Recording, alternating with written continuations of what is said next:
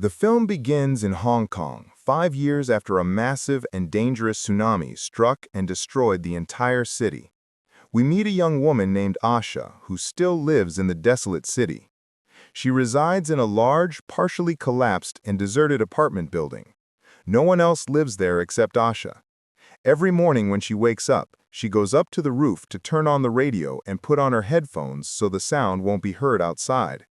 She constantly listens to a broadcast calling out to a safe haven with people, food, water, and everything needed to survive. However, she has never considered going there because she feels more comfortable alone and prefers to remain isolated. She spends her morning listening to music, then collects the rainwater she has been gathering in buckets on the roof.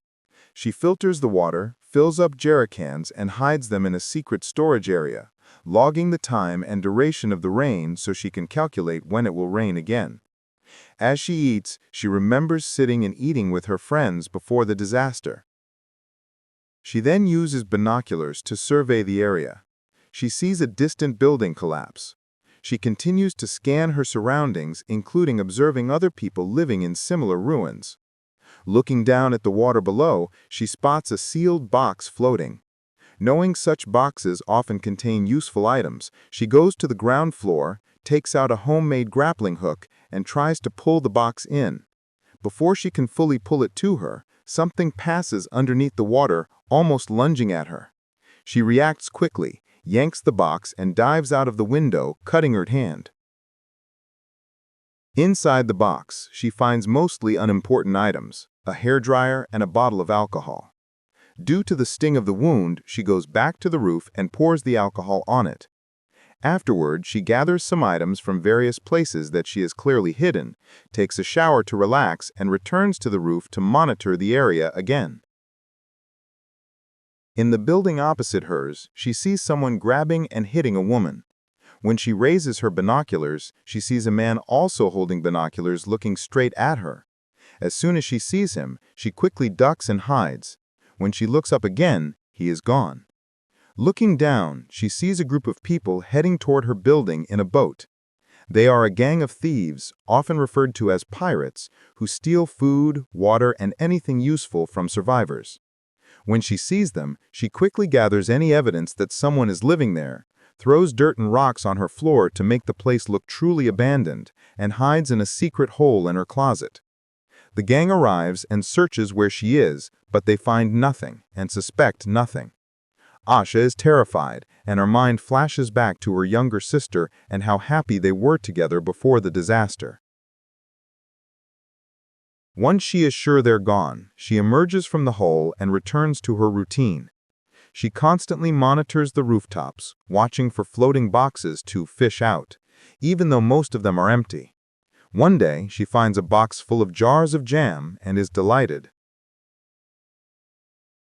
On the same day, she is looking out the window when she sees a young girl floating unconscious or asleep in the water, supported by a piece of wood.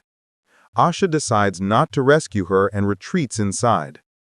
That night, while Asha is busy, the girl wakes up in the water and enters the building without Asha hearing her. The girl starts rummaging and searching through things. When she coughs, Asha hears her and investigates the source of the sound but finds nothing. Asha returns to wash her face before sleeping, only to find the girl standing right next to her. She is startled and tries to grab her, but the girl slips away and runs. The girl goes to Asha's secret stash, finds the hidden food, and starts eating it. Asha remembers a moment from the past with her friend buying clothes. Her friend was complaining that her parents were very strict and controlling. Asha finishes washing and goes to get something to eat, but finds her stash empty. She follows the trail of food on the floor until she finds the girl sleeping inside a room. Seeing her like that, Asha is moved and leaves her alone, going to sleep herself. The next day, Asha is cooking when she hears a sound. It's the girl going through her clothes again. When Asha goes to her, she finds the girl holding her family photos. The girl throws the pictures and runs. Asha collects the photos, weeping as she looks at them. That evening, Asha prepares dinner and includes a portion for the girl, but the girl refuses to take it directly from her. Asha places the food down and leaves. Asha remembers the constant arguments with her parents over their favoritism toward her younger sister. Her sister was even given the family necklace, which traditionally should have gone to the older sister. But now, Asha is wearing that necklace. As soon as Asha leaves, the girl takes the food and eats it. That night, when Asha is asleep, the girl comes in to check on her and considers sleeping next to her, but changes her mind and sleeps alone. The next morning, Asha wakes up to find the girl has returned all the items she had taken. When Asha prepares her breakfast and goes to the roof to eat, she prepares a meal for the girl too. The girl comes up, sits across from her, and they eat in a contest of wills, until the girl drops food on her face and they both burst into laughter. From this moment, a bond and trust begin to form between them. That night, the girl is brave enough to enter and sleep next to Asha. Asha hears her crying and asks, "Are you really crying?" The girl replies, "No, I'm not crying." Asha tells her, "It's okay to cry. I cry too." She asks, "Do you miss your family?" The girl replies, "I miss my mother very much." It is here they get to know each other, and Asha learns the girl's name is Yoon. That night, Asha has bad dreams. The next day, they go up to the roof as usual. Yoon sees a piece of tape on the door and pulls it off. The door slams shut and they are trapped on the roof. Asha is terrified because she has no way to open it, but Yoon quickly finds a solution and opens the door. In her panic, Asha starts reciting the rules and boundaries she had set, what she could touch and what she couldn't. They then go downstairs. When Asha reaches for her neck, she realizes the family necklace is gone. She immediately thinks Yoon must have stolen it. When she tries to confront her, she hears a noise outside and looks out the window, seeing a boat approaching their direction. Frightened, Asha stops Yoon and tells her to be still and silent so they won't be heard. The gang leaves without finding them. Later, Asha brings Yoon in front of her to brush her hair. Yoon swiftly snatches the brush without Asha realizing it and says, "I have quick hands. I can do anything right in front of you without you seeing me." Asha asks, "So you're the one who stole my necklace?" Yoon is annoyed, gets up, and hides. Asha follows her apologizing and says, "It's not a problem if you really took it. It's just that I have trouble communicating with people because I've gotten used to being alone. That's why I don't know how to deal with you, and I don't like anyone touching my things." Yoon, upon hearing this, gathers everything she had taken and places it in front of Asha, saying, "You shouldn't touch my things either." Asha then goes up to the roof to check her water supply, but when she opens the secret storage, the jerry cans are gone. She goes back down to Yoon and finds the girl sitting there washing her clothes with the clean water. Asha doesn't react strongly and the issue passes peacefully. She remembers a flashback of her mother doing chores in the kitchen and asking her to help, which she always refused, while her younger sister was always there helping her mother with everything. That night, Asha dreams of many people drowning. She wakes up terrified and can't calm down until Yoon wakes her up. Asha then takes Yoon on a tour, showing her the entire building, where to enter and where to exit. Yoon sees a room they walk past without Asha mentioning it and asks what's inside. Asha says, "The place is so abandoned, it's become filthy and contaminated, and we shouldn't try to open it." Asha remembers the day she heard the news about the tsunami reaching Singapore and the Philippines. When she told her mother dismissed the news and told her to sit down and eat first. A little later, she got into an argument with her mother because her mother found out she was in a relationship with someone. Asha said, "I feel like this house is a prison. I'm going to leave it for you." Her younger sister begged her to stay. Returning to the present, Yoon turns on the radio and hears the call for the safe haven. She is excited and rushes to tell Asha so they can go, but Asha refuses, saying, "We don't even know if they'll accept us, and if we leave here, we won't have a chance to come back. Let's stay here." The girl gets angry and says, "You're just a coward. I have a flare gun that I can use to protect myself." Asha replies, "And you're a thief." She takes the gun from her and says, "This thing shoots a strong flare and the gangs will see it and cause trouble for us." Yoon says, "I'll tell you again, I didn't take your necklace," and leaves to build a raft to go out on the water by herself. Asha comes to her to explain that leaving is too dangerous. Yoon replies, "It's dangerous here too. Should we just wait here until the gangs come for us?" Asha says, "Don't worry, you'll be safe with me." Asha remembers the day she finally decided to leave home. Her younger sister begged her to stay, but Asha told her, "It's time for me to go, but we will stay in touch and still meet up." Back in the present, Asha and Yoon fall asleep. A little later, Asha wakes up and wakes Yoon to come to the roof and help her collect water because it's raining. They go up and cooperate until they're done.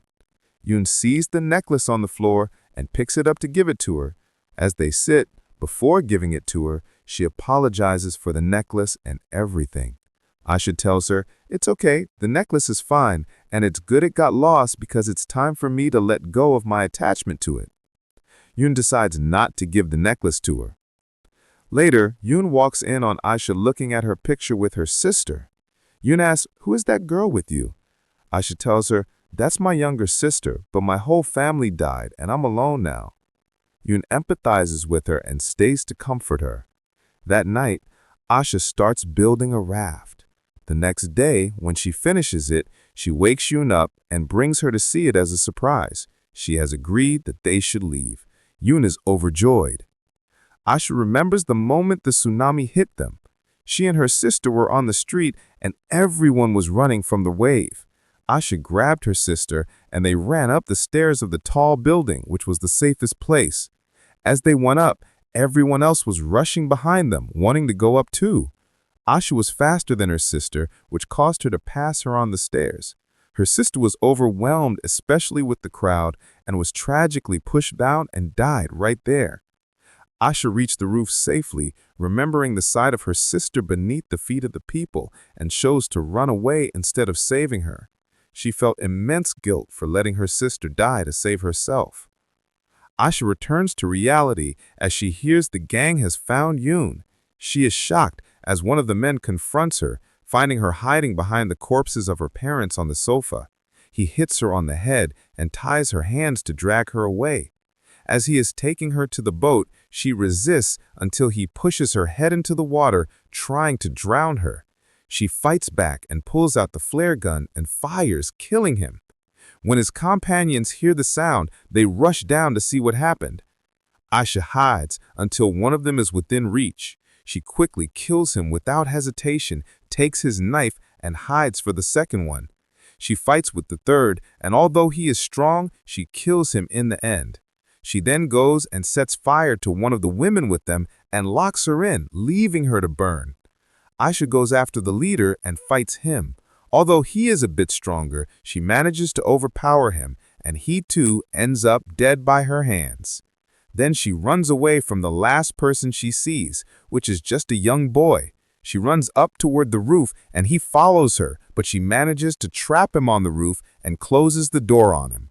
She feels bad because he's just a boy, so she goes back and opens the door. He shocks her by pulling out a gun and shooting at her. Asha runs away from him and goes down to check on Yoon. She sees a man on the boat holding Yoon. She sees he has a gun and can't get to him. She remembers the grappling hook she made, takes it out of the window, and throws it toward him. The hook misses him, but distracts him, making him look at what almost hit him. Yoon sees him turn, pushes him into the water, but he grabs her and pulls her down with him. Asha rushes out and dives into the water to save the girl. At the same moment, a shark appears. Fortunately for them, it goes toward the man, dragging him away. Both girls manage to climb out of the water and onto the boat, which is now empty. They stay on the boat until morning. When they search it, they find enough food and everything they will need. Because of Yoon, Asha has learned to trust people again. Following her lead, they take the boat and head toward the safe haven they always hear about on the radio, hoping to live a normal life with ordinary people. The film ends here. We hope you enjoyed the summary. Don't forget to watch the previous summaries and subscribe to watch the upcoming summaries. Take care and see you in the next video.